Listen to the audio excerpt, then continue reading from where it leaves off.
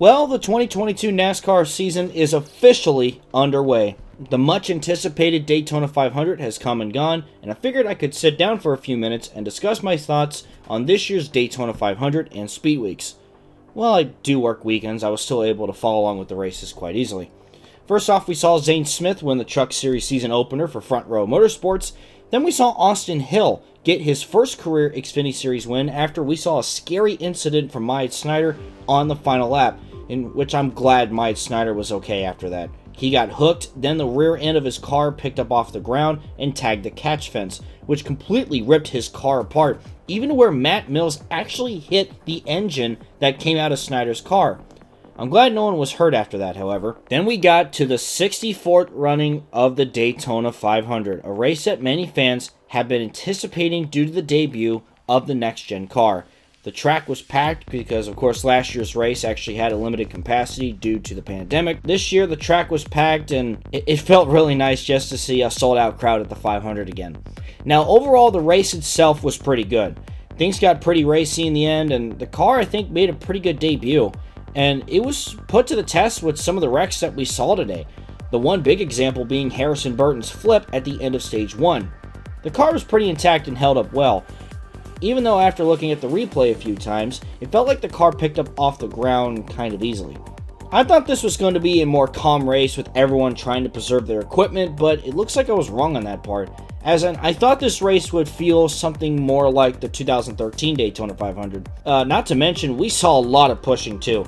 Heck, at times it almost looked like we had tandem drafting like it was in 2011 as well, when two cars were able to hook up and push. Going back to that Harrison Burton crash, we saw him get hooked by Brad Keselowski while being pushed. We did see some pretty big wrecks like any other Daytona 500, but I will say that Ford definitely came out on top this weekend. Despite the fact that the Hendrick cars were so dominant in qualifying like usual, the Fords were dominant when it counted. They were dominant in the duels. They worked very well together in the Daytona 500. They just had the great strategy worked out. Not to mention, both RFK Racing Fords made a really good impression by sweeping the dual races on Thursday night, but also going out and running well until the end of the race. Even at the end, you still had guys up there like Ryan Blaney, Chase Briscoe, Brad Keselowski, and the eventual winner, rookie Austin Cindric, in which, hey, let's talk about that. How about Austin Cindric? He was strong all race long, and he put the famous Penske number 2 in victory lane at the Daytona 500, which has never happened before. This is Roger Penske's third Daytona 500. He won it in 2008 with Ryan Newman, and then 2015 with Joey Logano. And I'm pretty sure this is the first rookie to win the Daytona 500 as well. I would say Trevor Bayne in 2011, but he ran a partial schedule at the time.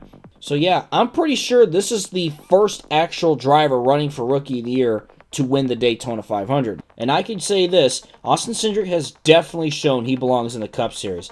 He is going to win a lot of races for Mr. Roger Penske. He was definitely a wild start to the next-gen era, but a great start too. A new car with a rookie driver that definitely looks like a future star of the sport. It definitely sets us up to what we can look forward to with this new generation car. Now, of course, there are some new car bugs that I think will occur during the first bit of the season. For instance, with the new car, instead of the traditional 5 lug nuts, now it's just one single lug nut. We saw a couple instances of the wheel straight up coming off of a car from Kaz Grala and the tire coming off of Justin Haley's car. And we also saw Ryan Blaney's crew struggle at one point trying to get a right rear wheel on during pit stops. I have always wondered with all the instances of the loose lug nut issues in the past, and I wondered how long it would take when someone would straight up lose a wheel with the way things are now. Well, looks like it didn't take too long. Overall though, I still thought it was a great race. It was very exciting, and overall, I really like what the new car has to offer so far, and I can't wait to see how it runs on other tracks as the season continues on. NASCAR has definitely made a lot of big changes to keep up with the times, and I'm really looking forward to things. Well, here we are, a new generation of NASCAR. What did you guys think of the Daytona 500? What did you think of the Xfinity and truck races as well? I'd love to hear your thoughts and reactions in the comments down below. Thank you guys so much for watching. I'm Sonic Rules 831, and I will see you in the next video.